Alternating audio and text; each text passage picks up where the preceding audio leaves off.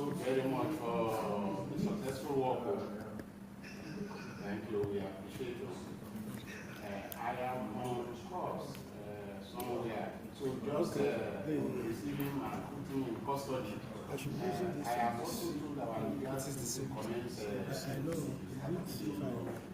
for that process. Which one do you prefer that will be more impact to be looking? So you mean where to be looking at? Thank you very much. God bless you. What of the? My said they happy well. I think so. So what's your protocol? Is the protocol? Okay, so I'll call you. The protocol is how we are trying to do. No, just the participants. Our introduction.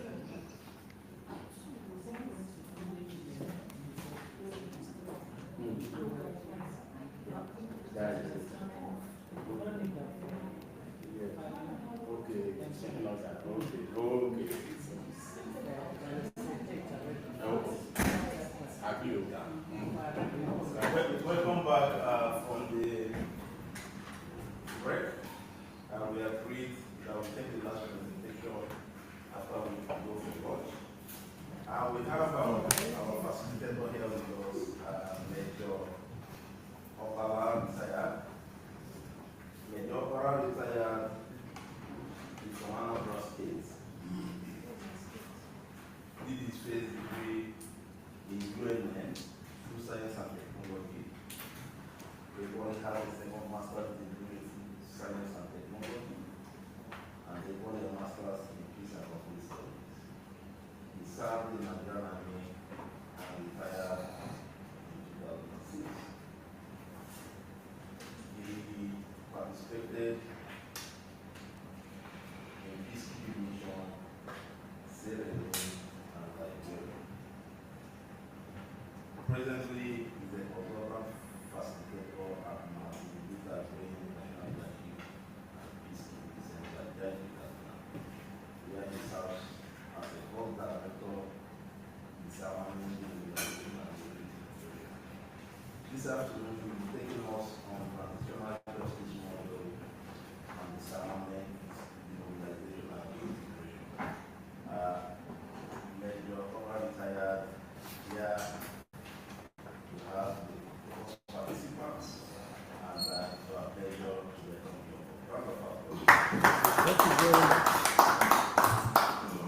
Thank you very much, sirs. It's a pleasure being in your midst this afternoon. I was privileged to listen to the last speaker, and I learned a lot. And I can say that he has left a very big shoe. So I hope God will help me to continue with the good work he has started. This afternoon we are talking about transitional justice models and disarmament, demobilization, and reintegration. The last speaker spoke about justice, but occasionally we have seen instances, if you really want to pursue justice, you may miss out peace. So what do? You want justice, or you may miss out peace. What do? These are part of the things we are going to discuss. And it is one of the things transitional justice is all about. What is transitional justice? I'm sure some of us have come across it before. How do we come to terms with gross violations of human rights in order to facilitate accountability, achieve justice, and also get reconciliation?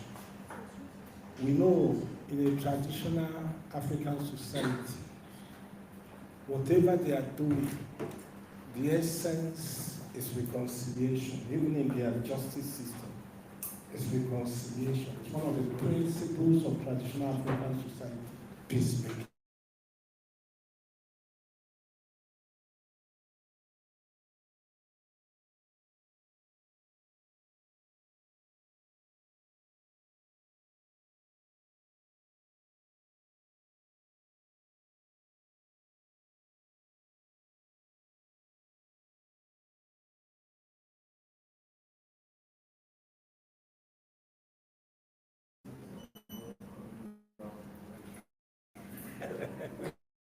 Thank you, sir. So, how do you marry this thing?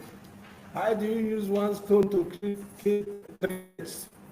Now, our lesson outcome, at the end of the lesson, participants will be able to appreciate difficult nature of post-conflict situations.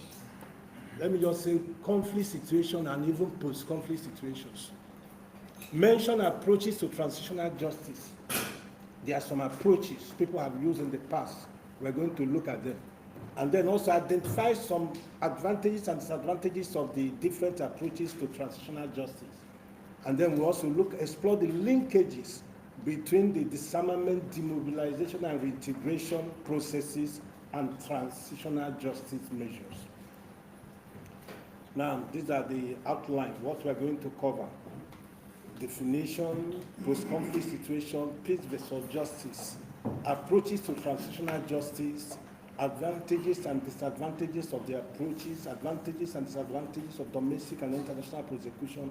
Then we look at the concept of disarmament, demobilization, and reintegration, and then look at disarmament, demobilization, and reintegration and transitional justice relationship, and then coordinating transitional justice measures and disarmament, demobilization, and reintegration.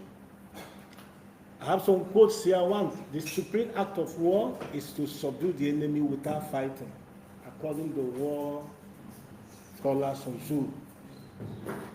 Is it possible to extra thinking?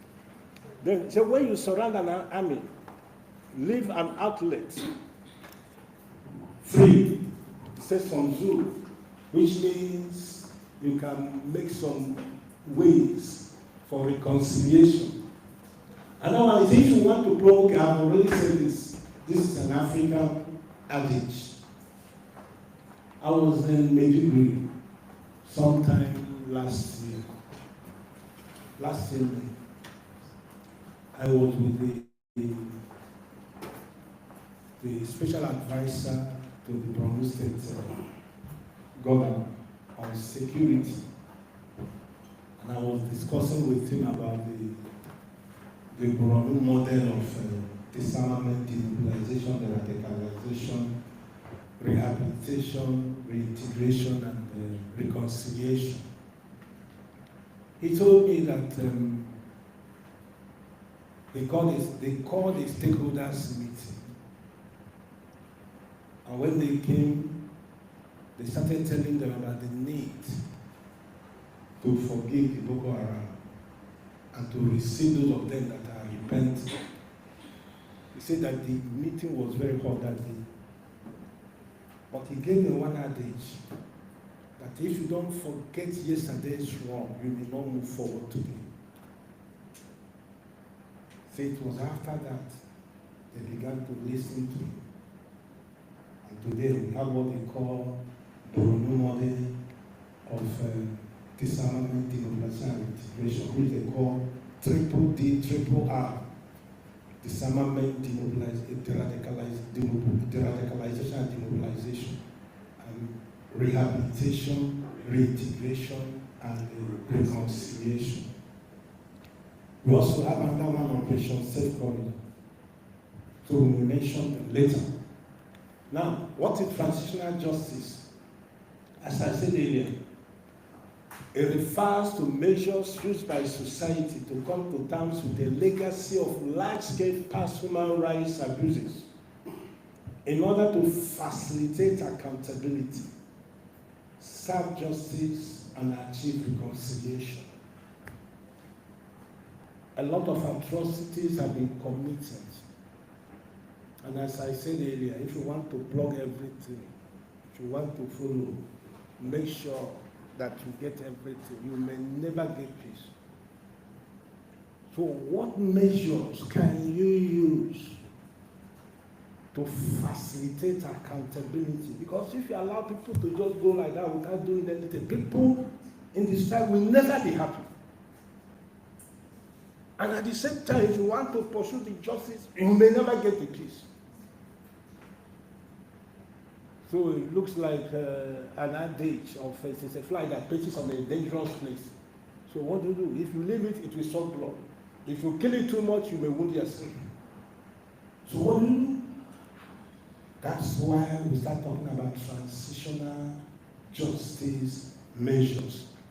We have an instance in Uganda where the rebel leader, Joseph Kony, yes, he was asked the Lord's Resistance Army. They approached him to surrender for peace to reign. But he said no, unless the International Criminal Court indictment on him is lifted. That if this International Criminal Court indictment is not lifted, that he will not surrender.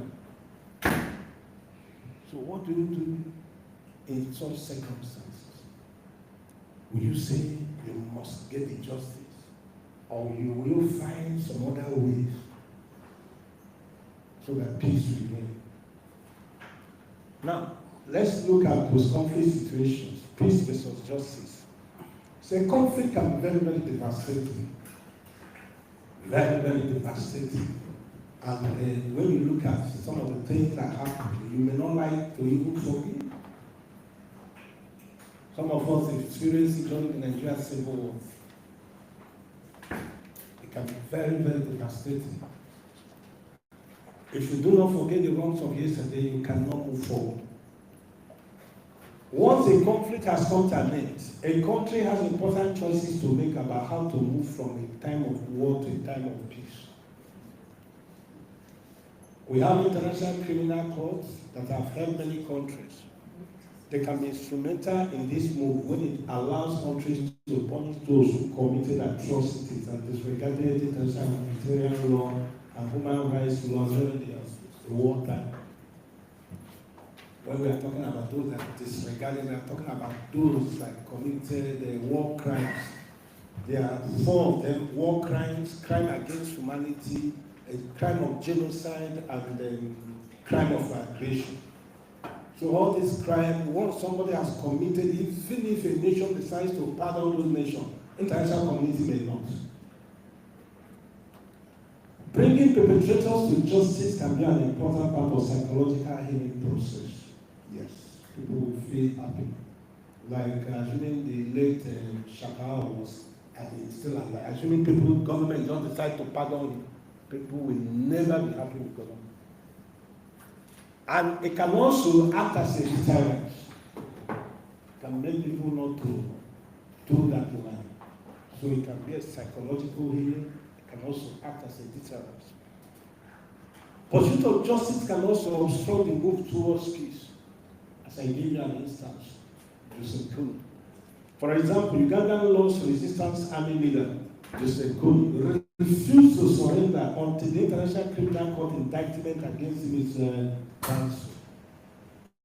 So what do you do under such circumstances?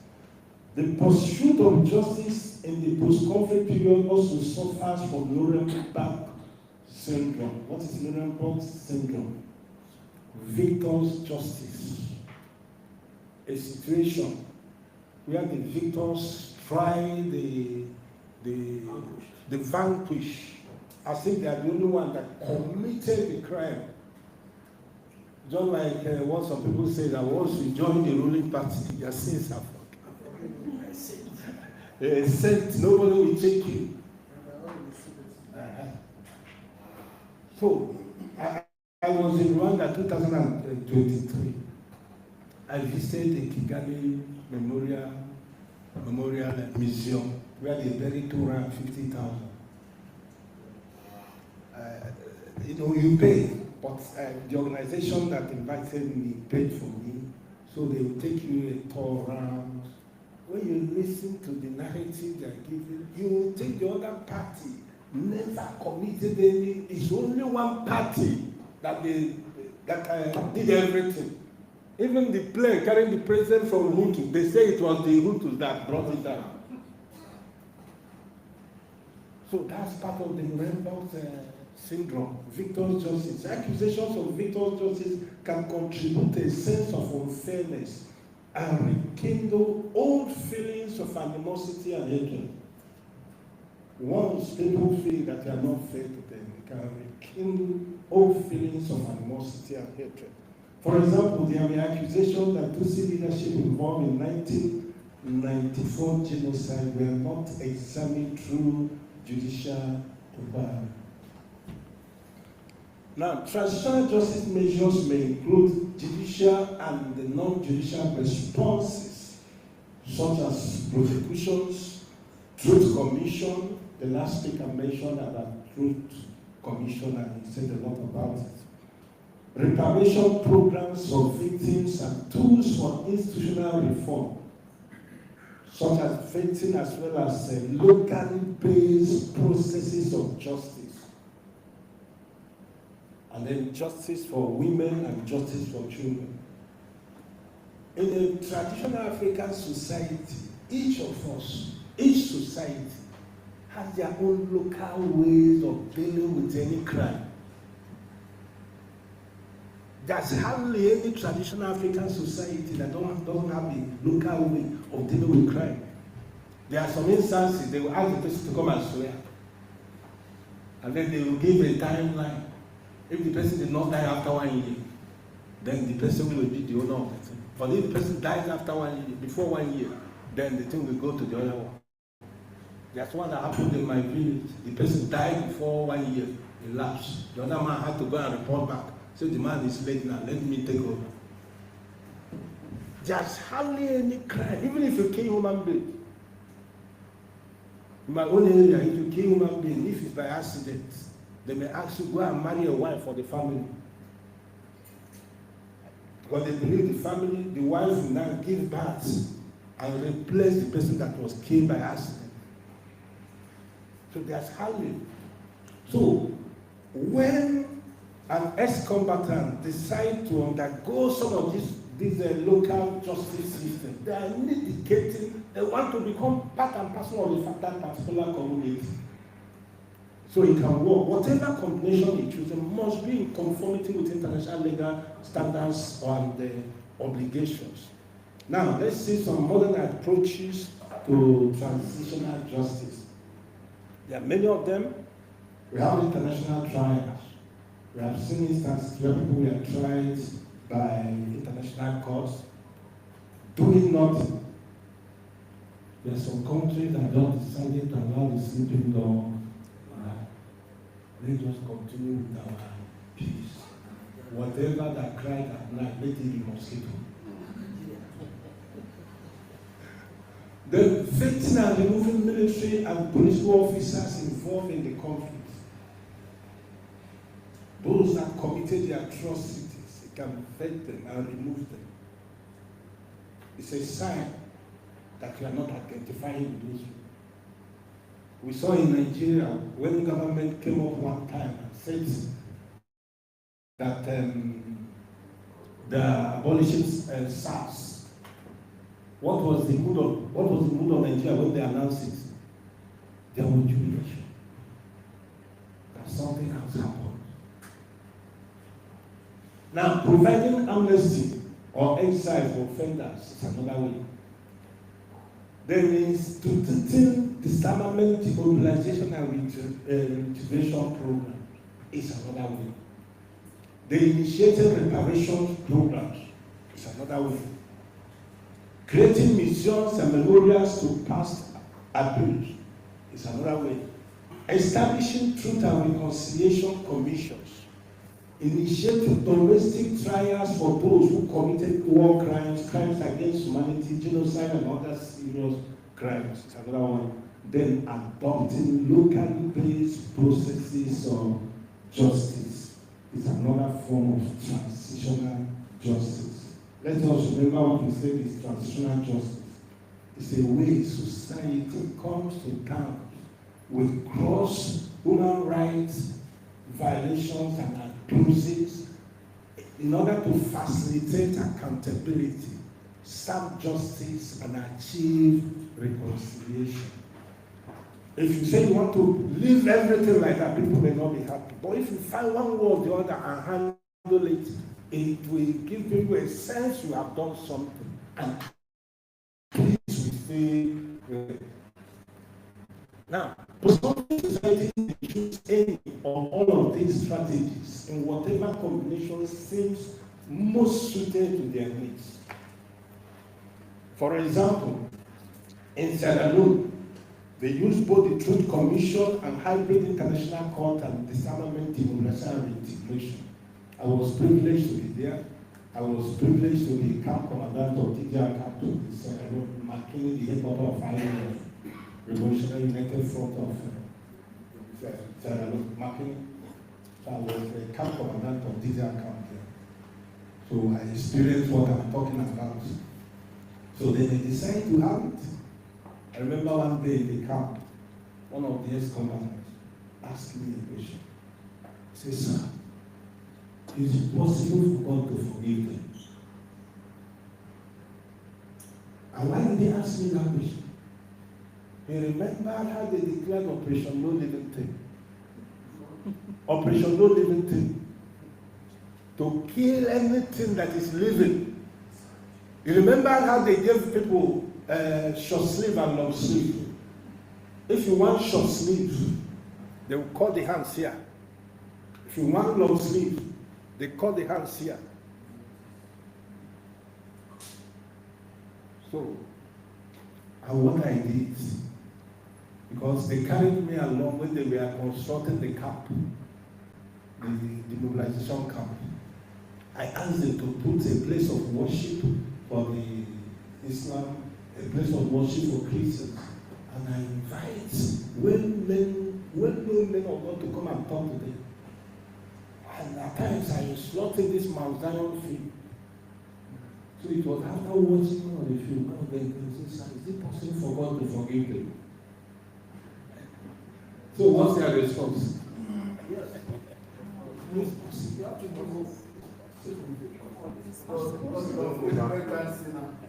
yes. So that's the computer panel. Modern forms of transition to post-conflict society can be through truth and reconciliation. The Truth Commission in South Africa is another one.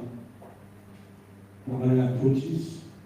Okay, that's the Kigali Memorial, Genocide Memorial. Now, locally based processes of justice. Example of such local based process is the Gacaca court in Rwanda. Gacaca means grass, where the culprits are brought, they will just face the people. So inspired by Rwandan tradition, this traditional communal justice was adapted in 2001 to fit the needs of Rwanda in the wake of 1994 Rwandan genocide, where over an estimated 1 million people were killed, tortured, and raped. So you can see the man facing the community in their local justice system. They will pass the verdict, whatever verdict they pass. Remember, as I said, in most traditional African peacemaking process, the aim, one of the principles is reconciliation. So once they serve that justice, they will still become part of the society. Now, advantages and disadvantages of the approaches. Doing nothing. Advantage would allow a country to move quietly into a time of peace.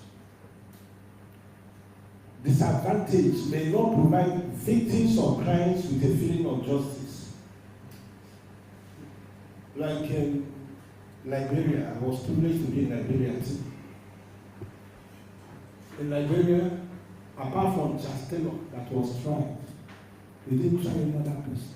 They moved quietly and continued to live their life. It was only Chastel.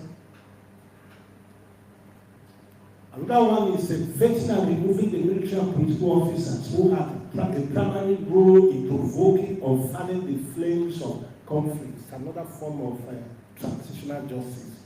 Advantage may be enough to signal a break with a violent past. It shows that you are not part of it, but disadvantage may not satisfy the desires of victims and activists seeking accountability. Each of them has its own advantages and disadvantages. I still know in Liberia, because there they carried out what they call security sector reform.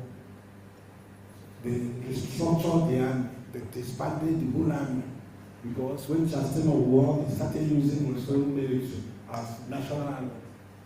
So all of them are disbanded. So what they did, those guys that committed heinous crime, those guys that committed most grievous offenses were rooted out. But those that just did their normal job were still carried along. Okay? Now, another one is providing amnesty or exile for offenders. It's another form of transitional justice. The advantage of it is that it may offer a way to end a conflict quickly and reduce the chances of a renewed violence. But disadvantage is that it may seem grossly unjust when brutal leaders are allowed to end their days in peace in guided exile. Like what they did, they went and arranged initially for Chancellor to come to Nigeria. And maybe he left, that how the peace started there. But eventually, they turned that, I think. And what the United Nations did, to the best of my knowledge, was that Chancellor assisted them to bring peace to Sierra Leone. Because most of those rebels were loyal to Chancellor. He assisted them. They carried him along. So it was after they have succeeded, they now asked for him. Okay, now granting reparations to victims. Advantage of this is that it may be a positive way of acknowledging guilt and responsibility and giving something back to those who were most injured during the conflict. But disadvantage is that some people may see it as blood money and may not like to touch it. We saw an example of okay, that's what it's even. It's just different. The guy that had issue with Ebremadi, the court asked him, "Do you want him to pay you some money?" He said, "No, doesn't want his money." He didn't give the reason, but he rejected the money. So without accompanying trials or truth commission, such payouts may seem like blood money, purchasing the silence of the accused. Example is in Colombia. In Colombia, they were meant to pay reparations, and then they were given suspended sentences. So it's a form of transitional justice, like peace, where we have sentenced, but let us watch, let him demobilize, re-socialize, and let him pay some money. Now, Truth and Reconciliation Commission advantage sometimes function as a compromise between formal trials and doing nothing, allowing healing by airing and creating a record of atrocities, while seeming less confrontational than criminal prosecutions, capable of striking a balance between the establishment of guilt and reconciliation, between justice and forgiveness. But the example is in South Africa, even Nigeria. The disadvantage is that where violence is widespread, official and severe, anything less than criminal trials may seem to be default of justice. And additionally, where truth commissions are not accompanied by reparations or other form of compensations, for victims or sanction or violators, they may re-traumatize victims by making their personal stories seem meaningless. We know in peace and conflict, when somebody is voicing out what happened, it's a part of healing process. But there are occasions when the person is voicing it out, it may re-traumatize that person. Especially when nothing is done about it. I remember before I came to Kaduna to judge where I am now, I usually visit prison yards to interact with prisoners. I remember one day I went, somebody came to me and met me and said that he had an issue. I said, what's the issue? He said he killed his wife. I said, wow. So immediately he wanted to start narrating what happened. I noticed that his countenance changed. He was about to cry. The only thing he could say, I love my wife, I love my wife. I said, it's okay, it's okay, it's okay. There are some people, disadvantage, some people after narrating some of this, then it may re-traumatize. Example, Secretary Commission and Reconciliation Commission. Now, another one is prosecution, which can be international. When a country don't decide that it wants to prosecute individuals who violate international criminal law, it has two options. It may prosecute the accused violators in its own domestic court, or it may prosecute the person in international court. So what are advantages and disadvantages of domestic and international prosecutions? Okay. Benefits of international criminal trials. Impartiality. That means nobody will accuse them that he belongs to a particular party. Nobody. Not anymore. Not. Not anymore, sir. Yeah. Okay. They are convinced that they are partial. Okay. Only African leaders that are carrying there. They carried Duterte last night. But they carry who? Duterte. Philippines. Okay. But there's an adage from our Bible. They have an adage. It is a rat inside that takes the rat outside. Say, come, there is food in the house.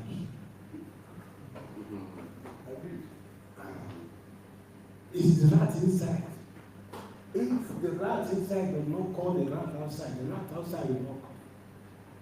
And more so, all this international criminal court, if a country decides to do something, they will allow it. In the case of Liberia, it was even Liberia has a carry chancellor. Because to try chancellor in Liberia is a very delicate issue. Are you aware that his wife became vice president even when he was still in prison? So such a person will not come and I was in Liberia one day, one Liberian told me that Liberians, they fear three things. They fear Ekomok, they fear chancellor, and they fear rape. Impartiality. Judicial officials have no links with the country where the crimes occur. Expertise, they have the expertise. Transnational reach, even the person go to one other country, they can easily better able to try cases across national borders. The International Moral Authority, they can claim to speak on behalf of the international community. The uniformity must apply international criminal law in a uniform, predictable way. Security, because the thing is happening in a very far country, so they are more secure. As I said earlier, you can also try someone like Chancellor in Liberia where he has a lot of sympathizers. Okay? Now, disadvantages of international criminal trials is distance. May be seen as distant, uncaring, and out of touch, and they can be inflexible. To me, the guy that took over from Polisaco, that's General Issa Sise. To me, that guy, left to me, I would have suggested they should have pardoned him because that man gave.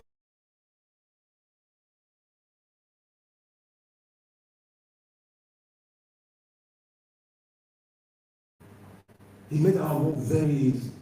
Sorry, and not with him. Eventually, they grabbed him and they jailed him. And they still serving. When the president of Sierra Leone, Tika Kaba, was interviewed, he said his hands were tied because even the Kamajors that assisted him were also jailed. Eliminates opportunities for alternatives, context-specific peace and reconciliation processes. So these are the disadvantages. So some of these are transitional models, transitional justice models. You see some of the advantages and disadvantages. The inefficiency generally takes a lot of time. Years can be spent gathering evidence, rounding up the accused, and litigating each prosecution.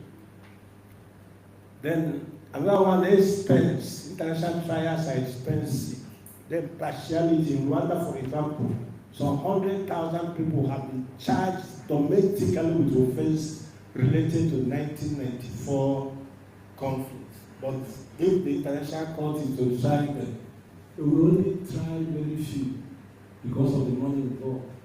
So in that case, people will say they are partial. Now note, balancing the need to end ongoing human rights abuses by any means necessary against the need for justice, healing, and the potential deterrence of future human rights abuse is a difficult task. How do we balance the need to end ongoing human rights abuses with the need for people to do something to act as a deterrence for future human rights abuses? Ultimately, the question of what strategies a state should adopt in a post-conflict situation is highly context-specific. It's something that differs from place to place. It depends on the context. Justice and peace may sometimes go hand in hand in the post-conflict society, but they may also conflict with and undermine one another.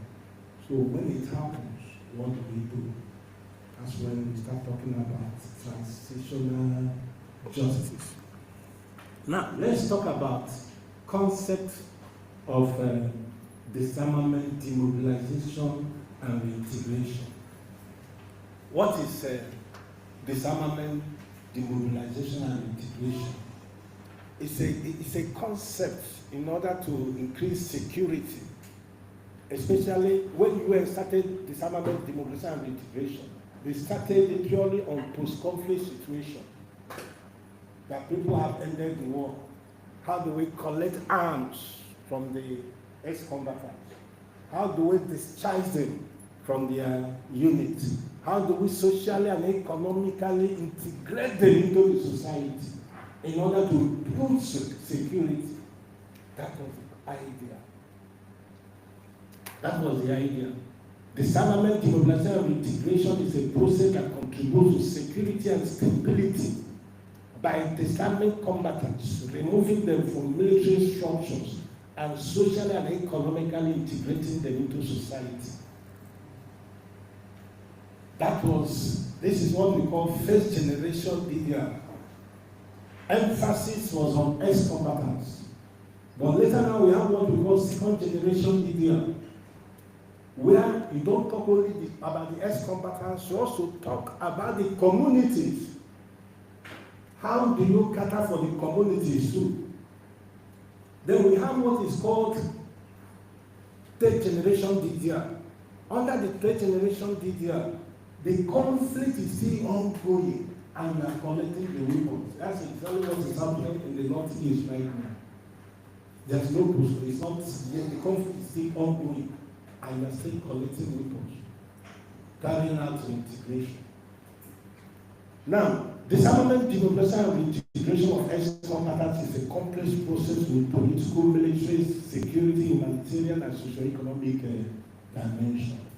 It has political dimension because before you can collect their reports, you must have discussed, you must have made some policies. Please, when it's 20 minutes, let me know. You must have made some, carry them along.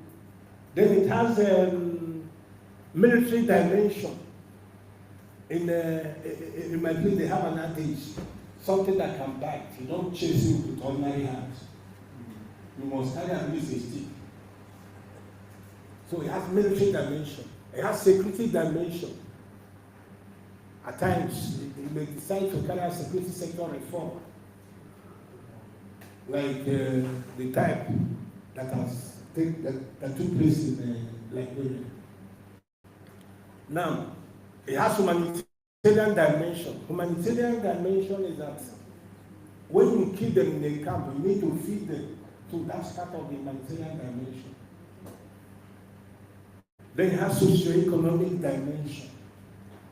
It's not only to make the people to accept them, you have to make them to accept the people too. So that's the social dimension. The economic dimension, when you have collected their weapons, you have to find something. Otherwise, what do you think will happen? You may start saying, I remember when I was this.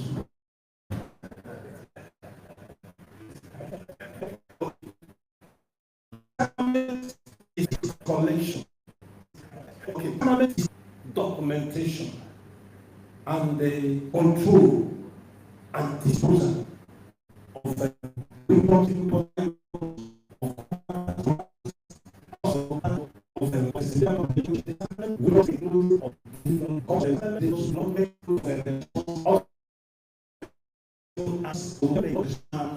money. Small arms and light control. Because that's not management. Different weapons control. You are different from weapons that have caliber, not more than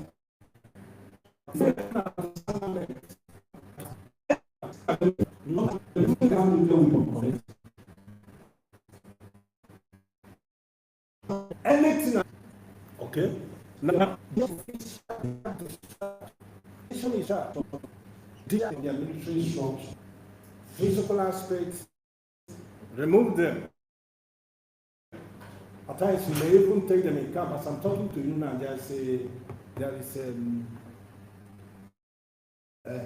there's one going on since the design is going on presently in